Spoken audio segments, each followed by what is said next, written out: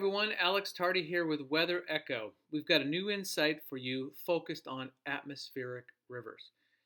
Now, it's not unusual to see an atmospheric river on the west coast in October, but I will say some years there's few or none. Just like the Pacific storm that we had just a week ago, that was very unusual. So, the target area this time is the Pacific Northwest for potential heavy precipitation. Let's take a look at things. What we're showing here is the atmospheric river landfalling tool. And so you look at this as right to left. That's how we read a lot of our charts in meteorology. I've labeled 1 and then 2, 3.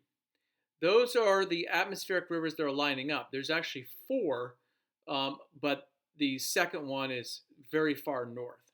So the first one's going to go into Seattle. I've labeled the latitude lines here. About 45 north I have, and about 35 north.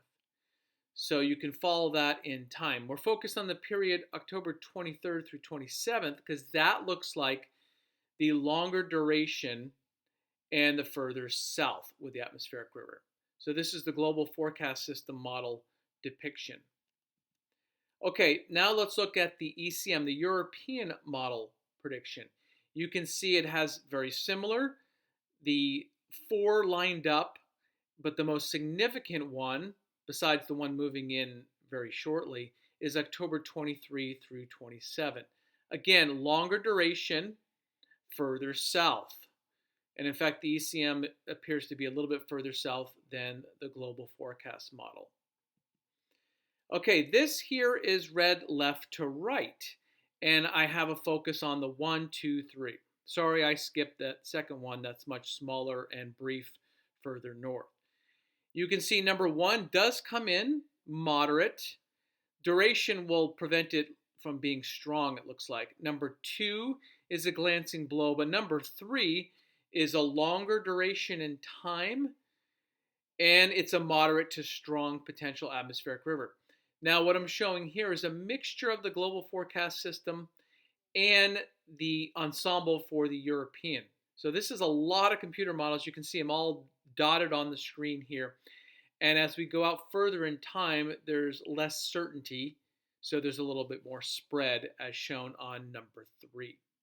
This is targeting the Pacific Northwest around the Seattle area. Okay, this is also targeting Seattle. And what I'm looking at here is not just time, and this is read from right to left. I'm looking at the height in the atmosphere. So is this just an atmospheric river transport of wind and moisture high in the atmosphere, in the middle of the atmosphere, or near the low levels? So in order to take the most advantage in terms of the precipitation falling on land, and especially our mountains squeezing it out, you need to have it in the lower levels of the atmosphere. And that looks like that's the case as we get further out in time, at least for the Pacific Northwest and Seattle. So you have very strong winds and very deep, rich moisture levels pounding into the Cascades.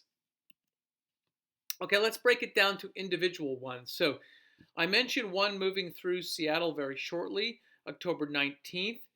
And then you can see another significant one in the Gulf, North Pacific, but that one weakens. So that one weakens and travels further north, as you can see on the 21st of October, and pretty much goes away as it makes landfall on the 22nd. Then our eyes turn to a more west-east elongated, broader atmospheric river on the 22nd. And that one appears to make landfall holding intact across the Pacific Northwest, especially Seattle, Vancouver, Seattle area, as shown in the arrow here. Now, upstream, you can see there's even more activity going on, and that may be a factor as we get past the 23rd. Now, if we look at the ECMWF, the European model prediction, very similar. Far out, landfall in Seattle, and potentially strong as shown here. And it also has an extension upstream of an atmospheric river as well, elongated along 40 to 45 north latitude. Now let's look at the GFS as we get to the 25th. This is a critical time here because this will determine precipitation for California. The GFS weakens the atmospheric river, but it does have a strong one further upstream as shown here, but separated.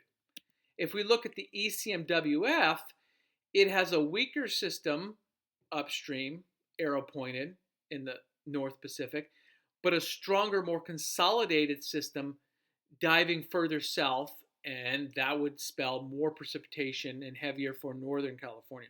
So considerable differences when you get far out in time around October 25th. Now, if we look at the climate forecast system, that is predicting relatively dry conditions for the West Coast through the 23rd, and the nose of the wet conditions are wetter than normal from near Seattle, but especially in British Columbia. Now, if you focus on the period 24 through 30 of October, where we're seeing those differences, you can see it's predicting about average precipitation, so not dry, but average precipitation for Northern California, but dark green, wetter than average for Oregon and Washington. So this is an anomaly during that 1 week period. So it compares to the 30-year averages. So as you can see, expectations for California remain uncertain. Expectations are quite certain for a very wet pattern for the Pacific Northwest in late October. All right, we hope you enjoyed this insight. You can find out more information in real time on X. We also post short videos as we get closer to weather events on TikTok and YouTube. Those are 15-second videos. And then we also put intense analysis of the weather prediction and the past weather on the blog. So you can sign up to get the blog and the insights directly to you. All right, everyone, thanks for joining in.